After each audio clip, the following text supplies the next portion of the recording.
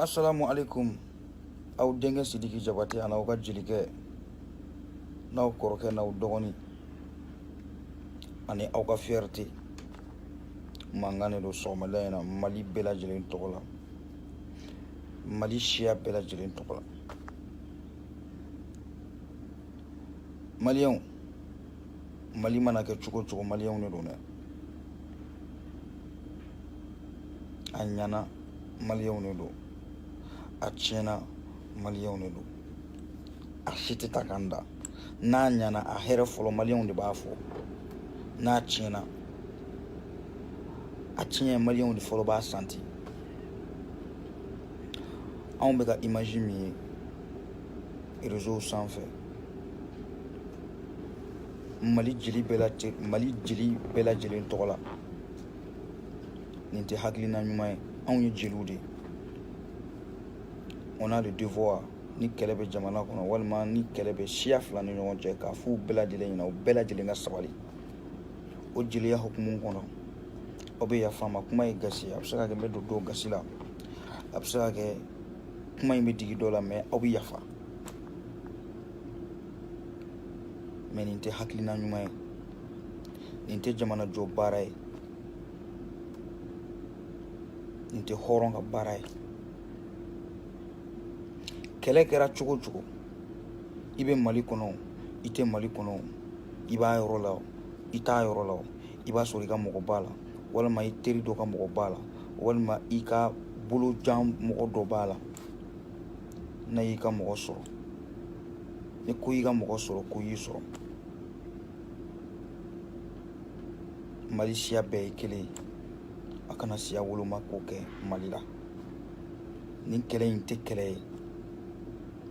An b'a ɲini aw bɛɛ lajɛlen fɛ, banbagatɔ minnu ko sera minnu ka somɔgɔw ma, an b'a ɲini u fɛ Ala ka lahara sɔn suma u ka mɔgɔw ye. Kelen, an bɛ yafa deli kɛ u ka mɔgɔw fɛ. Nin tɛ bɛn diɲɛ jɔn si ma, nin tɛ bɛn ni si ma, mais Ala yɛrɛ bɛ deli, Ala bɛ yafa. Jɔn ko Ala ka hadamaden, ale Ala de ko an ka sabali, an ka nimaniya. Ko ko mana jɔn sɔrɔ Ala latigɛ de don. O kɔnɔna la, jeliya kɔnɔna la, filaw ye ne jatigiw ye.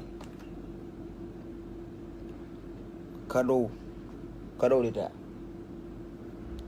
Kadɔw ye ne jatigiw ye. Mali siya o siya bɛ Mali kɔnɔ k'i bɛ Sidiki Jabate lamɛn, nin bɛɛ ye ne jatigi ye. O hukumu kɔnɔna la, an b'a ɲini aw fɛ aw ka sabali. A ye sabali aw yɛrɛ kosɔn, a ye sabali aw ka denbaya kosɔn, a ye sabali aw denw kosɔn, a ye sabali jamana kosɔn, a ye sabali jamana ka basigi kosɔn. Et puis an b'a ɲini an ka silamɛ kuntigiw fɛ, an ka diinɛ ɲɛmɔgɔw fɛ, minnu ko k'u ye diinɛ ɲɛmɔgɔw ye, an b'a ɲini aw fɛ Ala ani kira kama. Mali kɛlɛ kɛra o kɛlɛ ma kɛ o, nin bɛ tan o, nin bɛ tan o. An bɛɛ ye maliyɛn de. Yan'i ka kɛ siya dɔ ye, i ye maliyɛn de fɔlɔ ye. I ye kuma faamuya. Bamanan ye maliyɛn de, fila ye maliyɛn de, dɔgɔnɔ ye maliyɛn de, bɔbɔ ye maliyɛn, nin bɛɛ ye maliyɛn de. N ye min fɔ, n ma min fɔ, n tɛgɛ sɔrɔ min ma, n da sera min ma, n da ma se min ma, nin bɛɛ ye maliyɛn ye. N y'o de fɔ, kuma bɛ se ka mɔgɔ dun dɛ, mais n b'a ɲini an ka diinɛ ɲɛmɔgɔw fɛ, aw bɛ se ka fu min siri nin ko la, a k'o fu siri nin ko la.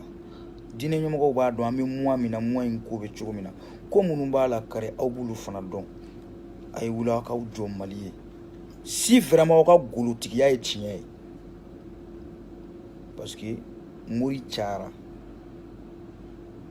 kumakɛla cayara, radio kumala cayara.